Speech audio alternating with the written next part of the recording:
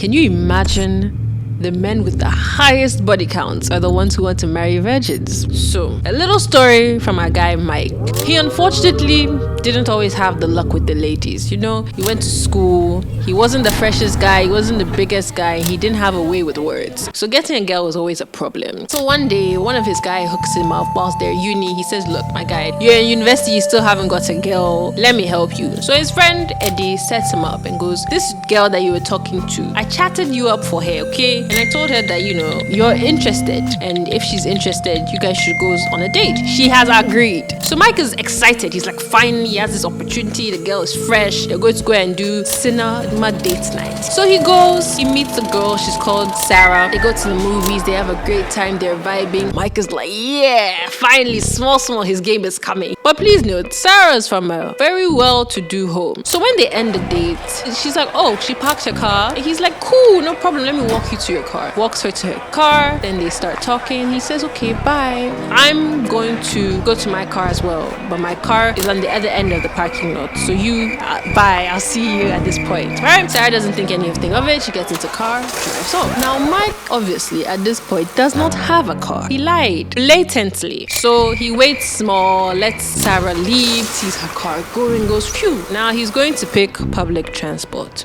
He picks the public transport and he's chosen a window seat. He puts his arms out, relaxed. He's living all the memories until suddenly, in the traffic, he sees a car that looks strangely like Sarah's car, and driving is Sarah. Before he could even hide, she glances, sees him, and rolls down the window, looks at him for a minute, shakes her head, and as soon as the light is green, drives off.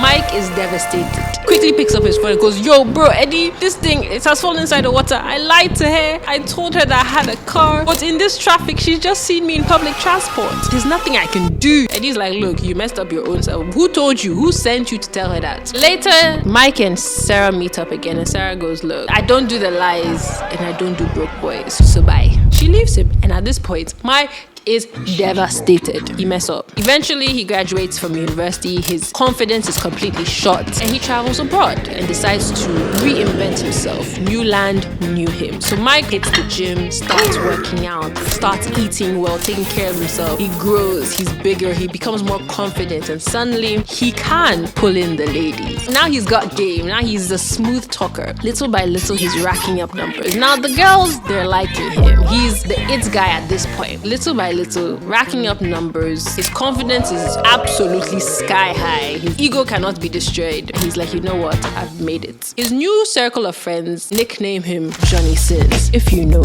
you know. Obviously, Mike does this for a few years. He's living his best life. And he decides, you know what? It's time for him to settle down. He's done all he can possibly do. He wants to settle down. However, this abroad that he's in, he's seen the kind of women here. That's not what he's looking for. He's coming back to his home country to find a respectable, decent wife. Not all these small girls. So he comes back to his home country, meets up with his friend and goes, yo, Eddie, I've had a great time. Living abroad was great. I've met so many great people. I've upgraded myself. But now I want to settle down. I want to meet a wife material. And for me, wife material is a virgin, church-going woman.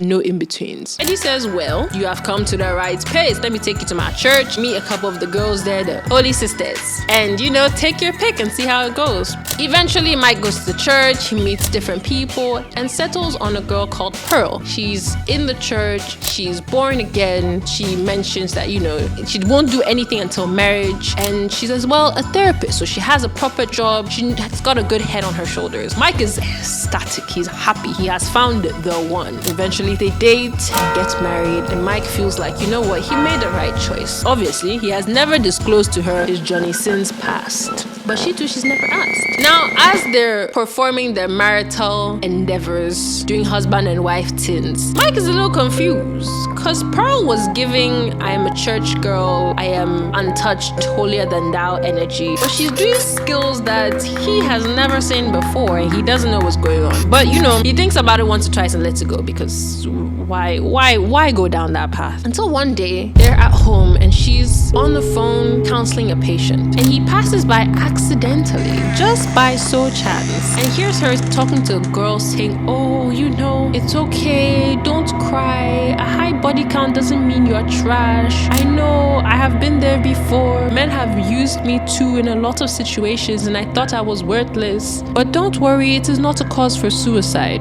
Mike's confused. Why is Pearl talking about I have been there before? Where have you been before? You and who? Doing what? He's got questions. But he said, you know what? He's gonna let it go, but his heart won't let it go. He needs to have answers to his questions. So he talks to her. He says, look, Pearl, I want us to discuss something. I'm very uncomfortable. I overheard you say something about having a high body count and being used by men. What's up? Pearl 2 is like, oh, that's fine. Yeah, I was counseling a patient because I had been there before. He said, no, elaborate. Been there before? How? Why? What are you saying? I thought you were a virgin. She said, that's not what I told you. I told you I was born again, I was cleansed, and that I have no desire to engage in carnal activities before marriage. He says, so are you trying to tell me that you've done some before? She said, oh yeah, but you know, it was in her past and she encountered men and boyfriends that didn't treat her well, that used her, and she felt very ashamed until she found God and he washed her of all her sins and she became brand new. Mike said, it don't work like that. You're not that brand new.